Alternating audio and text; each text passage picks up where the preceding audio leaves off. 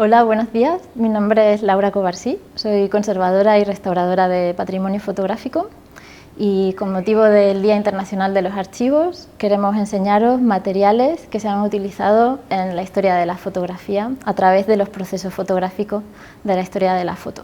La evolución de la historia de la fotografía ha sido una evolución que ha ido en paralelo a la evolución de los procesos fotográficos, porque la evolución de las técnicas fotográficas y de los materiales ha hecho posible que el fotógrafo pueda evolucionar en su creatividad, digamos. De alguna manera, la técnica fotográfica también ha restringido las posibilidades del fotógrafo. La técnica fotográfica ha hecho que el fotógrafo pueda fotografiar en unos lugares determinados, en unos tiempos determinados.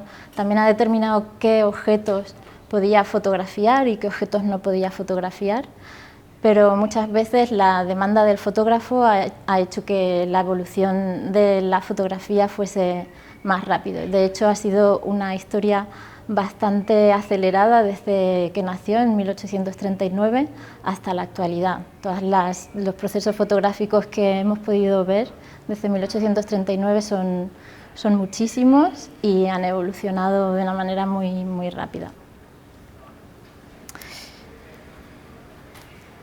El primer proceso fotográfico de la historia de la fotografía, o al menos el primer proceso fotográfico realmente practicable, es el daguerrotipo. Es un objeto muy especial, se le llamaba espejos con memoria porque la imagen es realmente un espejo, es una placa plateada donde la fotografía está en esta capa muy fina de plata sobre una plata de cobre, y normalmente es un objeto que está estuchado, está dentro de un estuche como este que veis aquí, porque la imagen es muy sensible a la oxidación, entonces era muy importante, muy necesario que se protegiese de alguna manera del aire, de la exposición al aire. Normalmente, como veis, es una placa que también tiene de especial que puede ser negativa y positiva al mismo tiempo. Y el objeto, porque es un objeto fotográfico, no es solo una imagen, está compuesto por muchos elementos. Puede ser madera, puede ser tela, puede ser resinas, etc.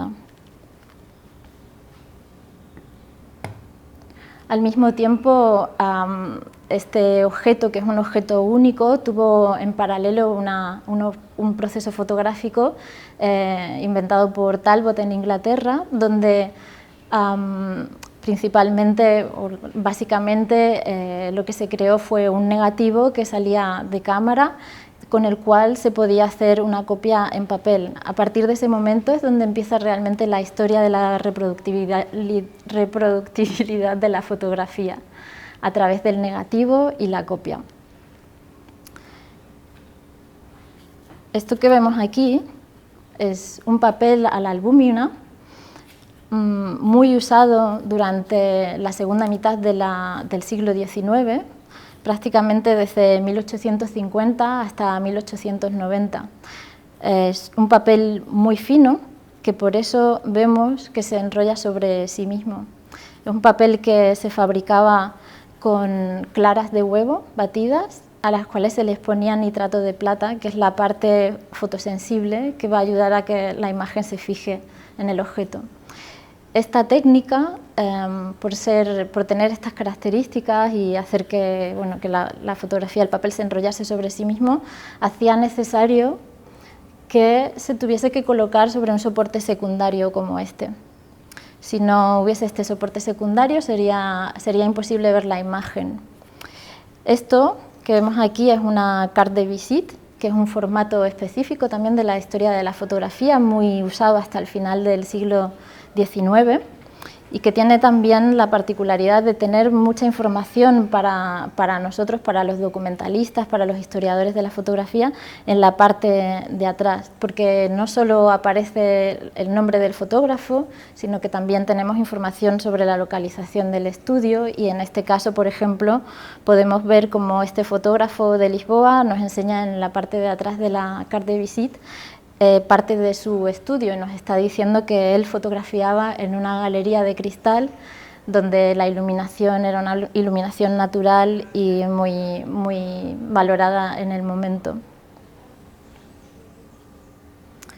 Durante muchísimo tiempo, también hasta casi los años 20, 30 del siglo XX, la fotografía se hizo en este formato, que es fotografía estereoscópica, que lo que intenta es reproducir la tridimensionalidad de la imagen.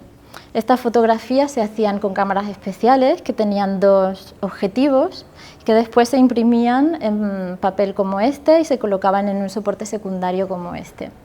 Para poder observar estas fotos necesitábamos un visor como este, con dos lentes donde colocábamos la fotografía en esta parte de aquí. Este es un ejemplo de un visor estereoscópico. De esta manera se conseguía que pudiésemos ver una escena en 3 dimensiones, algo que la bidimensionalidad natural de la fotografía no lo permitía. De todas formas, esta tridimensionalidad se abandona en los años 30, 40 y nunca más se retoma hasta prácticamente las últimas técnicas digitales de reproducción de 3D. Hay un hecho importante también al final del siglo XIX y es la aparición de cámaras de formato pequeño y de precio muy bajo, que hace que la fotografía se haga accesible a economías de todo tipo. Y este es un ejemplo de una fotografía tomada con una cámara Kodak, la cámara Kodak número 2, que salió al mercado en 1891 y que permitió que la fotografía pudiese ser practicada por todo el mundo. Y tiene el interés también de que podemos comenzar a ver imágenes de lo cotidiano, que también es algo muy interesante para la reconstrucción de la memoria de la historia, ¿no?, de nuestras civilizaciones. Hay algo que siempre se echó en falta en la fotografía desde el inicio, que es la reproducción del color. Hasta 1907 no encontramos un proceso fotográfico que realmente reproduzca la imagen en color, y esto lo encontramos por fin en un proceso fotográfico que es el autocromo, que fue inventado por los hermanos Lumière en Francia y que tuvo un recorrido bastante extenso desde 1907 hasta 1915-1920 en diferentes formatos, con un soporte en vidrio o con un soporte en plástico como este que está aquí. La imagen, a pesar de tener como una imagen granulada, tiene bastante resolución. Realmente el color de la imagen se consigue a través de gránulos de almidón de patata teñidos de color que se colocan sobre una emulsión gelatino-bromuro de blanco y negro. A partir de los años 20, 30, la evolución es muy grande porque el público también es muy amplio, la fotografía llega a todo el mundo. Todo el mundo quiere fotografiar de la manera más económica posible y por eso comienzan a aparecer muchos formatos en fotografía, ya en fotografía en color, en papel, pero fotografía también en diapositiva, o sea, positivo, transparente. Tenemos la película en rollo como esta, este es un ejemplo de una película Kodachrome, que normalmente el fotógrafo pedía al laboratorio que hiciese las copias con este marquito, esto es lo que conocemos todos, y que especialmente el Kodachrome, por ejemplo, se podía copiar en este papel, un papel pequeño con mucho brillo, pero que no es muy común ver.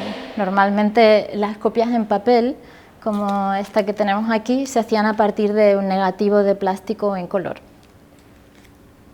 Bueno, y actualmente la fotografía ha dejado de ser material, porque la fotografía ha pasado a ser un fichero digital que tenemos en los ordenadores, en los móviles, y también ha cambiado mucho el uso que se le da a la fotografía. Ahora la fotografía, más que recoger la memoria, se utiliza para comunicarnos con otras personas. También es curioso cómo ahora, en el siglo XXI, se están recuperando muchas de las técnicas fotográficas del siglo XIX y aparte de estar usándose de una manera como se usaban antes, como por ejemplo ambrotipos de retratos, como los retratistas del siglo XIX, también hay artistas y fotógrafos que están utilizando estas técnicas del siglo XIX, técnicas alternativas que también se llaman, para hacer uso de las características de esos procesos fotográficos y aplicarlas a un discurso contemporáneo.